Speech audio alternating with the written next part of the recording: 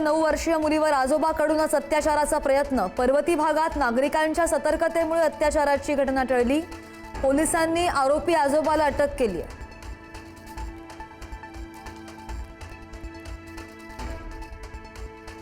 पर्वती परिसरातील चिमुकलीवर लैंगिक अत्याचाराप्रकरणी नागरिकांचा आक्रोश। स्थानिक नागरिकांकडून सकाळी 9 वाजता मोर्चाचं आयोजन।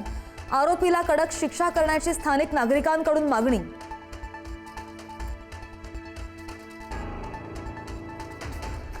पुण्याच्या नसरापूर अत्याचार घटनेमधील नराधमाची लैंगिक सक्षमता तपासणी पॉझिटिव्ह। ससून रुग्णालयाकडून आरोपी भीमा कांबळेची तपासणी।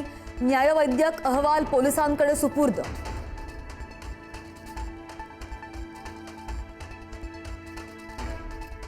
पुण्यातल्या नवले पूल परिसरात कोणतेही आंदोलन करता येणार नाही। नसरापूर घटनेनंतर पोलीस आयुक्तांकडून आदेश। नातेवाईकांनी मृतदेह ठेवून आंदोलन केल्यानं 4 तास वाहतूक कोंडी झाली होती।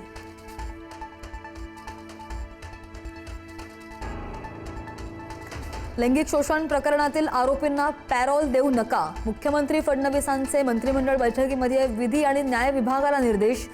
लैंगिक शोषण गुन्ह्यातील 80 ते 90% आरोपी पॅरोलवरचे।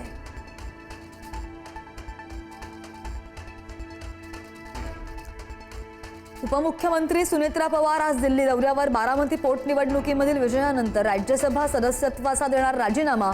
काही वरिष्ठ नेत्यांची भेट घेण्याचीही शक्यता।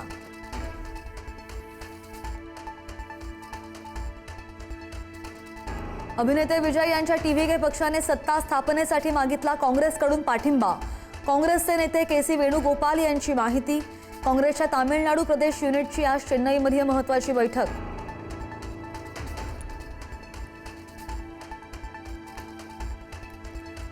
यंदाच्या पावसाळ्यामध्ये सुद्धा अंधेरी सबवे तुंबणार।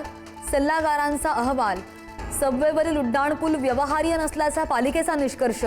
तांत्रिक अडचणींमुळे सबवे समस्यामुक्त होण्याची शक्यता अजूनही धूसर।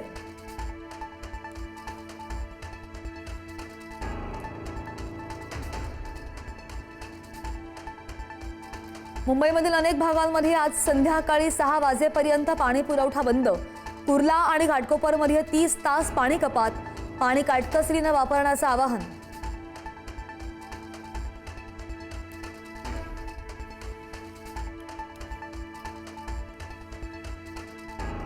पंजाबच्या अमृतसर आणि जालंधरमध्ये स्फोट। जालंधरच्या BSF मुख्यालयाबाहेर डिलिव्हरी बॉयच्या स्कूटीमध्ये स्फोट। 1 जण जखमी।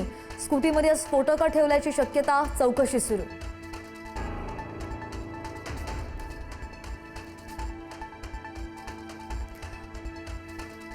आणि हैदराबादहून चंदीगडला पोहोचलेल्या इंडिगोच्या विमानात लँडिंगनंतर पॉवर बँकचा स्फोट। विमानात धूर पसरून प्रवाशांची धावपळ। स्फोटात 5 जण जखमी। Thank you.